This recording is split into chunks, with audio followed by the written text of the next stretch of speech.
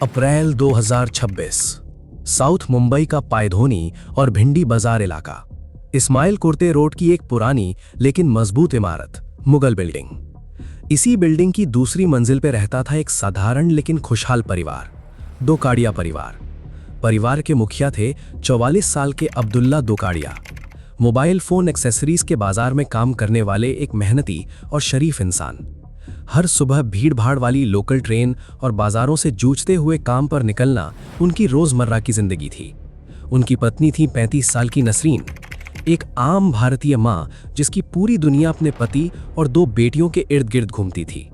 बड़ी बेटी आयशा 16 साल की, भाईखला के एक स्कूल में पढ़ती थी और हाल ही में उसने 10वीं की परीक्षा पास की थी।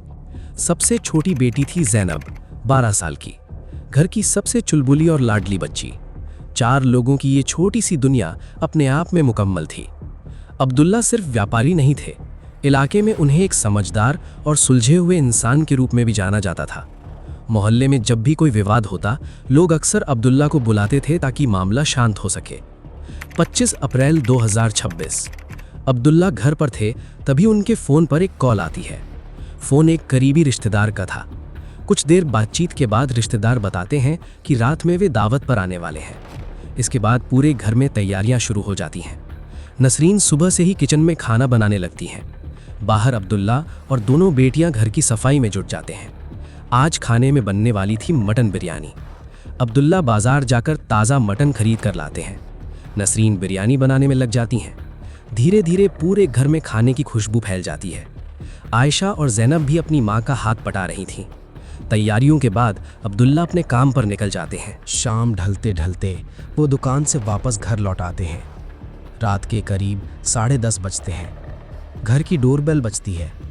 5 रिश्तेदार दावत में शामिल होने के लिए पहुंचते हैं। कुछ ही देर में पूरा लिविंग रूम हंसी मजाक और बातचीत से गूंज उठता है। सभी लोग मिलकर दस्तरख्वान पर मटन बिरयानी खाते हैं। पुरानी यादें ताज़ा होती हैं। काफ़ी देर तक बातें चलती रहती हैं। उस कमरे में उस वक्त सिर्फ खुशियां थीं। करीब 12:30 बजे रिश्तेदार वहां से चले जाते हैं। अब घर में सिर्फ अब्दुल्ला, नसरीन, आयशा और जैनब बचे थे। दावत खत्म होने के बाद दोनों पति पत्नी घर समेटने लगते हैं। बर्तन साफ होते हैं, कमरे व्यवस्थित किए जाते हैं। रात के लगभग 1 बज चुके थे। अप्रैल की उमस भरी गर्मी से सभी परेशान थे। पसीना लगातार बह रहा था। तभी अब्दुल्ला नसरीन से कहते हैं कि फ्रिज में रखा तरबूज ले आओ, थोड़ा खाएंगे तो राहत मिलेगी। नसरीन किचन से ठंडा तरबूज लेकर आती है। एक लाल, रसदार और बिल्कुल ताज़ा दिखने वाला तरबूज। अब्दुल्ला चाकू से उसे 2 हिस्सों में काटते हैं, फिर प्लेट में रखकर पूरे परिवार के साथ बैठकर उसे खाते हैं। ठंडा तरबूज खाने के बाद सभी को थोड़ी राहत महसूस होती है। इसके बाद पानी पीकर और लाइट बंद करके चारों अपने अपने बिस्तर पर सोने चले जाते हैं। सुबह के करीब 5 बजे अचानक 12 साल की जैनब की नींद खुलती है। उसके पेट में असहनीय दर्द शुरू हो चुका था। उसकी चीख सुनकर अब्दुल्ला और नसरीन भी जाग जाते हैं। कुछ ही देर में जैनब को तेज उल्टियां और डायरिया शुरू हो जाता है। अभी परिवार उसे संभालने की कोशिश ही कर रहा था कि 16 साल की आयशा भी उसी भयानक दर्द से तड़प उठती है। वो भी लगातार उल्टियां करने लगती है। अपनी दोनों बेटियों की हालत देखकर अब्दुल्ला और नसरीन घबरा जाते हैं, लेकिन कुछ ही मिनटों में नसरीन और ख़ुद अब्दुल्ला भी उसी दर्द और शरीर में जकड़न का शिकार हो जाते हैं। चारों को एक साथ तेज़ उल्टियाँ, चक्कर और पेट में असहनीय दर्द होने लगता है। ऐसा लग रहा था मानो शरीर अंदर से जल रहा हो। डोकाड़िया परिवार की हालत तेजी से बिगड़ रही थी। घर से आवाज़ें सुनकर एक पड़ोसी तुरंत वहां पहुंचता है। वो परिवार को बिल्डिंग के ही एक स्थानीय डॉक्टर के पास ले जाता है। डॉक्टर तुरंत जांच करते हैं, लेकिन हालत इतनी गंभीर थी कि बिना समय गंवाए बड़े अस्पताल ले जाने की सलाह दी जाती है। पहले उन्हें साबू सिद्दीक अस्पताल ले जाया जाता है, लेकिन तब तक उनके शरीर के एक एक करके काम करना बंद करने लगे थे। स्थिति की गंभीरता देखते हुए चारों को मुंबई के बड़े सरकारी अस्पताल सर जे अस्पताल रेफर कर दिया जाता है। आईसीयू में डॉक्टर इलाज शुरू करते हैं।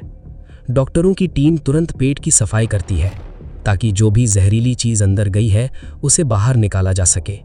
लेकिन बहुत देर हो चुकी थी। तरबूज खाए हुए 4 घंटे से ज़्यादा बीत चुके थे। जो भी जहर था वो अब खून के ज़रिए पूरे शरीर में फैल चुका था। डॉक्टर्स को समझ नहीं आ रहा था कि आखिर हुआ क्या है। धीरे धीरे चारों की हालत और बिगड़ती चली गई। सबसे पहले मौत ने सबसे कमज़ोर शरीर पर हमला किया। सुबह करीब 10 बजे 12 साल की ज़ैनब जिंदगी और मौत के बीच लड़ रही थी। लेकिन उसका शरीर जवाब दे चुका था। कुछ ही देर बाद ज़ैनब की मौत हो जाती है। डॉक्टरों के मुताबिक कम उम्र और कमज़ोर शरीर की वजह से जहर बहुत तेज़ी से उसके दिल और दिमाग तक पहुंच गया था।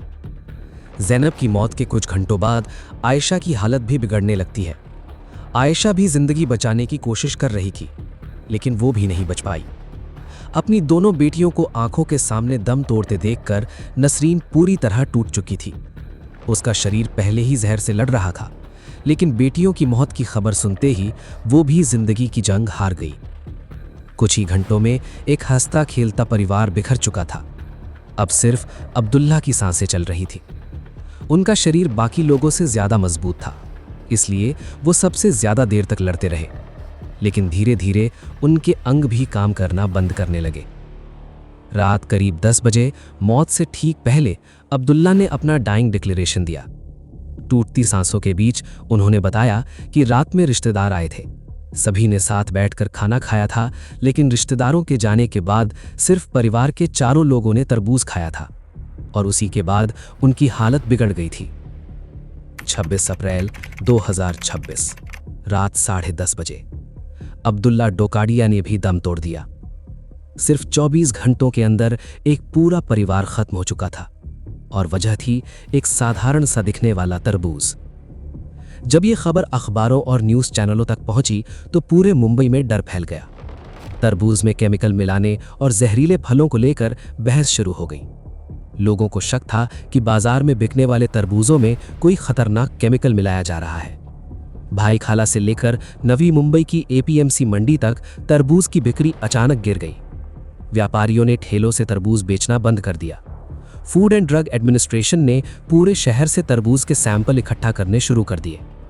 शुरुआत में पुलिस और आम जनता इसे फूड पॉइजनिंग का मामला मान रही थी, लेकिन जे अस्पताल के medical superintendent doctor Sanjay Surase को यह थ्योरी सही नहीं लग रही थी। एक सामान्य फूड पॉइजनिंग में इंसान बीमार पड़ता है, लेकिन 12 घंटे के अंदर 4 स्वस्थ लोगों के सारे अंग फेल हो जाना सामान्य बात नहीं थी। डॉक्टरों ने साफ कहा, यह किसी खतरनाक रासायनिक जहर का असर लगता है। अब जांच की जिम्मेदारी मुंबई की कलीना फॉरेंसिक साइंस लैब पर थी। पुलिस ने घर से बची हुई बिरयानी, मसाले, पानी और कटे हुए तरबूज के टुकड़े जब्त कर लिए। साथ ही मृतकों के शरीर के सैंपल भी जांच के लिए भेजे गए। लेकिन जांच आसान नहीं थी। परिवार ने घंटों तक उल्टियां की थीं। अस्पताल में कई बार पेट की सफाई भी हुई थी। जहर के निशान लगभग मिट चुके थे। फॉरेंसिक टीम ने 1-2 नहीं बल्कि 54 बार टेस्टिंग की। ये भारतीय फॉरेंसिक इतिहास के सबसे जटिल मामलों में से एक बन चुका था।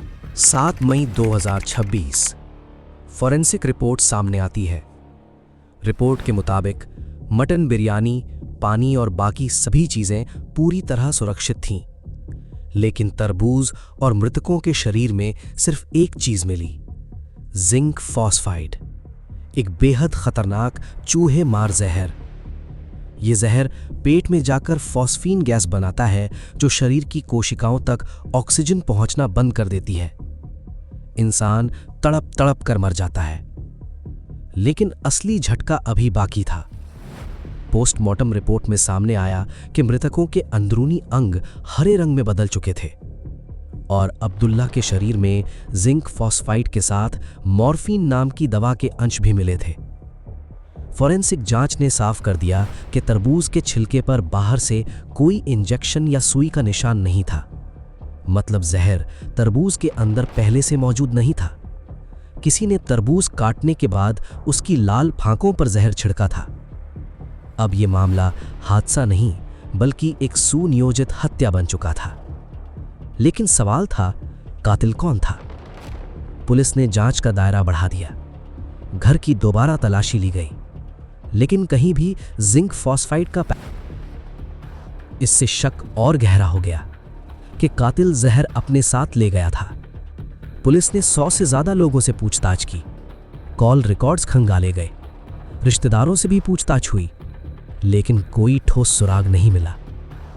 इसी दौरान सोशल मीडिया पर एक वीडियो वायरल हो गया जिसमें एक फल विक्रेता चूहों को भगाने के लिए जहर इस्तेमाल करता दिखाई दे रहा था।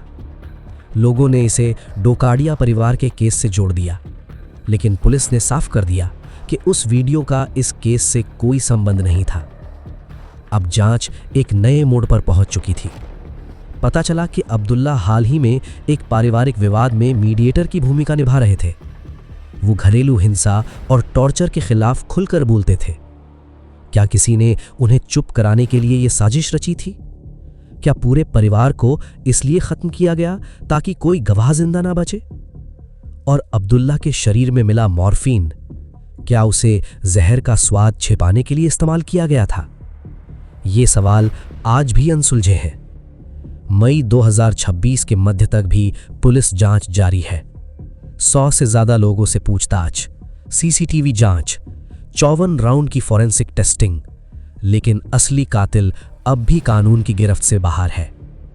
डोकाडिया परिवार शायद कभी भी सोच भी नहीं सकता था कि गर्मी से राहत देने वाला एक साधारण फल कुछ ही घंटों में उनकी जिंदगी खत्म कर देगा। आज ये मामला मुंबई की सबसे रहस्यमयी और खौफनाक मर्डर मिस्ट्री में से एक बन चुका है। अब देखना होगा, क्या असली कातिल कभी पकड़ा जाएगा या ये राज हमेशा के लिए दफन हो जाएगा?